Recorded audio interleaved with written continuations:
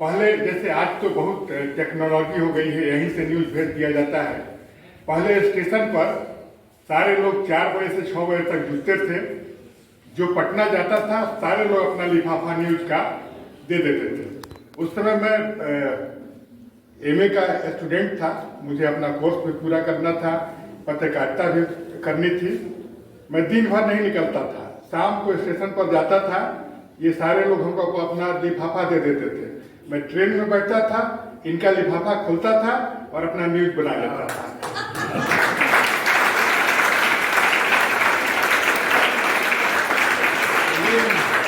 ये मैं पहली बार बता रहा हूँ, क्योंकि ये लोग सीनियर पत्रकार थे।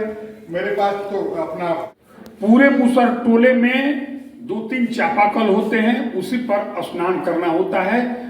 औरतें दिन भर लगभग वहां बर्तन मांजती रहती हैं। जो महिलाएं स्नान करना चाहती हैं वो जाती हैं और पानी डाल करके शरीर से और भींगे कपड़ा अपने घर जाते रूम में चले जाती है, क्योंकि वहां कपड़ा बदलने का जगह नहीं होता है। इसलिए स्नान करने का उनको अवसर नहीं मिलते हैं।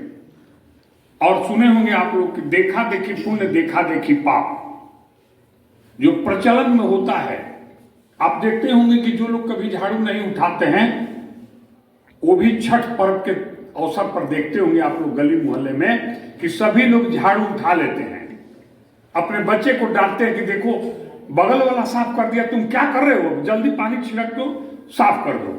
चूंकि देखा देखी होता है, उनके टोले में प्रतिस्पर्धा नहीं है।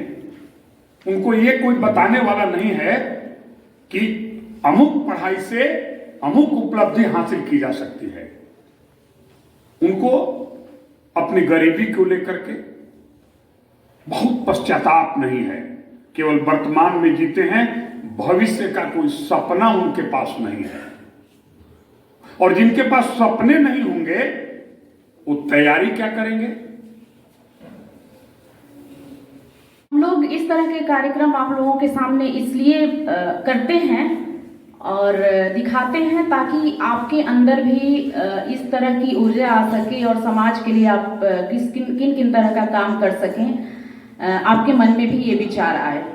तो इस कार्यक्रम में उपस्थित तमाम लोगों का, खासकर बड़े भाई भीम सिंह भवेश जी का मैं बहुत बहुत स्वागत करती हूँ, अभिनंदन करती हूँ। और जितने भी प्रिंट इलेक्ट्रॉनिक मीडिया के बंधु आए हैं उनका भी स्वागत है, अभिनंदन है, बच्चों का स्वागत है। क्योंकि मैं मिल चुकी हूँ, आज से नहीं, मुझे लगता है कि विद्यार्थी जीवन से मैं जानती हूँ और ये मुझे जानते हैं। मैं ये भी कहना चाहूँगी कि आज मैं जो भी हूँ यहाँ खड़ी हूँ, इनके तरह और भी जो बड़े भाई हैं उन लोगों का भी योगदान रहा है कि कहीं ना कहीं उन्होंने किसी ना किसी मोड़ पे हमें उत्साहित किया, हमें प्रोत्साहित किया, जिसकी बदौलत आज मैं यहाँ खड़ी हूँ। पद्म श्री भीम सिंह भवेश का सम्मान समारोह का आयोजन विद्यालय के जुबली हॉल में किया गया था।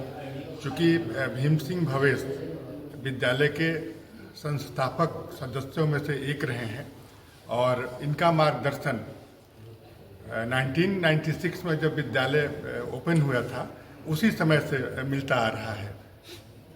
जब कभी भी कहीं भी हम लोगों को आवश्यकता होती थी सुझाव की, वहाँ भीम सिंह भवेश खड़े रहते थे। और जब इनको पद्मश्री मिला तो हम लोगों को लगा कि ये पद्मश्री पूरे भोजपुर वासियों को मिला है और स्कूल प्रबंधन को भी मिला है। चूँकि ये प्रबंधन से जुड़े रहे हैं, विद्यालय के हर कार्य में इनका परोक्ष या प्रत्यक्ष रूप से सहयोग रहता है। आज इसमें बच्चे 11th क्लास के बच्चे यहाँ बैठे हुए थे। चूँकि 10th और 12th क्लास के बच्चों की बोर्ड परीक्षा चल रही है, तो आज 9th और 11th के बच्चे यहाँ। क्योंकि सबसे बड़ी बात सर, आपने कहा कि मोटिवेशनल जो बात किया जाए, स्पीकर आज इनके बातों को सुनकर बच्चे भी काफ़ी प्रभावित हुए होंगे। और समाज सेवा कैसे होती है ये कोई भीम सिंह भवेश से सीखे। चूँकि जन सहयोग से बिना किसी सरकारी मदद के इतने बड़े कार्य को इतने बड़े स्तर पर करना भीम सिंह भवेश जैसे लोग ही कर सकते हैं। धन्यवाद। बहुत अच्छा इन्होंने मोटिवेशनल स्पीच दिया है। इनसे विगत मैं 18 सालों से साथ में कार्य कर रहा हूं पत्रकारिता के क्षेत्र में। बहुत कुछ सीखने का मौका मिला है और मैं उनका अनुसरण भी करता हूं। इन्हीं के सानिध्य में चाहे ये मार्गदर्शक रहे हैं, माँ आरण्य देवी मंदिर का भी निर्माण चल रहा है जो आज एक अलग अपना मुकाम हासिल कर रहा है। ये मुख्य सूत्रधार हैं उसके, इन्हीं के बदौलत वो कार्य भी हुआ है। इसके अलावे वे मुसहरटोली में जितने भी वंचित लोग हैं उनके लिए भी कार्य करते आ रहे हैं। मुझे उम्मीद है कि आगे भी वे और बेहतर कार्य करेंगे वंचित समाज के लोगों के लिए। सबसे पहले मैं बड़े भाई को बधाई देना चाहूँगी और यह सम्मान पद्मश्री डॉक्टर भीम सिंह भवेश जी का नहीं है, यह सम्मान पूरे ज़िले का है। और विद्यालय में बुलाने का मकसद ये था कि बच्चों के बीच में यह संदेश जाए कि हमारे ज़िले में भी किस तरह के लोग हैं। और मुझे बहुत अच्छा तब लगा जब इतना अच्छा मोटिवेशनल स्पीच इन्होंने दिया बच्चों के लिए, तो मुझे बाद में बहुत अफसोस हुआ कि मैं हॉल में ही क्यों की।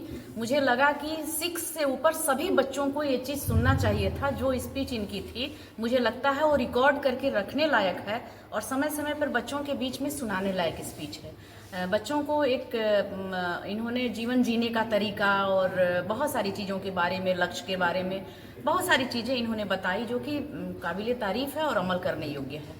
माहुना विद्यालय में ये जो मेरा सम्मान हुआ कोई अपनों का सम्मान है। और आप सुने होंगे कि डॉक्टर कुमार विजेंद्र जी ने कहा कि विद्यालय के संस्थापक सदस्यों में से मैं हूँ। तो यह विद्यालय मान कर चलिए कि मेरे अपने परिवार का विद्यालय है। मैं इस विद्यालय का प्रारंभिक दौर से ही सदस्य के बतौर हमेशा रहा हूँ। तो अपने घर में सम्मान की कोई बहुत बड़ी बात नहीं है, लेकिन पद्मश्री के बाद यहाँ के विद्यालय प्रबंधन और बच्चों द्वारा जो सम्मान दिया गया उसके लिए मैं आभारी हूँ। एक सफल दंपत्ति भी हैं दोनों लोग, आज समाज में गरीब तबके के बच्चों को खास तौर पर ये शिक्षा देते भी हैं। और आप यहाँ पर आपने देखा भी किस प्रकार से उन्होंने मन से भी कहा कि कोई भी हो, ये ऐसा विद्यालय है सीबीएसई पैटर्न कहा जाए तो एक गरीब तबके के बच्चों, लोअर मिडिल और मिडिल फैमिली के बच्चे यहाँ पढ़ने आते हैं। और कई बार मैंने भी इन लोगों से कुछ ज़रूरतमंद बच्चे आए जो बताए कि जरा बोल दीजिए, मैंने कहा और ये लोग शुल्क माफ़ी ही नहीं किए बल्कि मदद किए ये लोग। और बता दें कि इस विद्यालय से मेरे यह जो अभियान है मुसहर जाति के बच्चों की पढ़ाई लिखाई, इस विद्यालय से अक्सर पाठ्य सामग्री वगैरह की आपूर्ति की जाती है और इनका बराबर सहयोग रहता है मेरे इस अभियान में। इसलिए उन्होंने कहा कि कॉपियों में से लेकर के मैं लिखता था, लेकिन उन्होंने उसी में मजबूरी भी बता दिया अपना। उस समय मैं एमए की तैयारी कर रहा था और पास करने के बाद मैं छोड़ दिया अपना न्यूज लिखने लगा। तो संयोग से ये दोनों दंपति जो हैं डॉक्टर अर्चना जी और द्विजेंद्र जी संघर्ष से ही बढ़े हैं। उस समय ये भोर में कार्य करती थी, बहुत ही सामाजिक रूप से सक्रिय रहती थी, द्विजेंद्र जी भी रहते थे। और ये इतना चलता है समाज में कुछ सीखने के लिए। धन्यवाद सर। सबको सम्मानित किया जा रहा है। ये सम्मान अन्य वस्त्र द्वारा सम्मानित किया गया अभी जिसमें हम सभी साक्षी बन गए। ये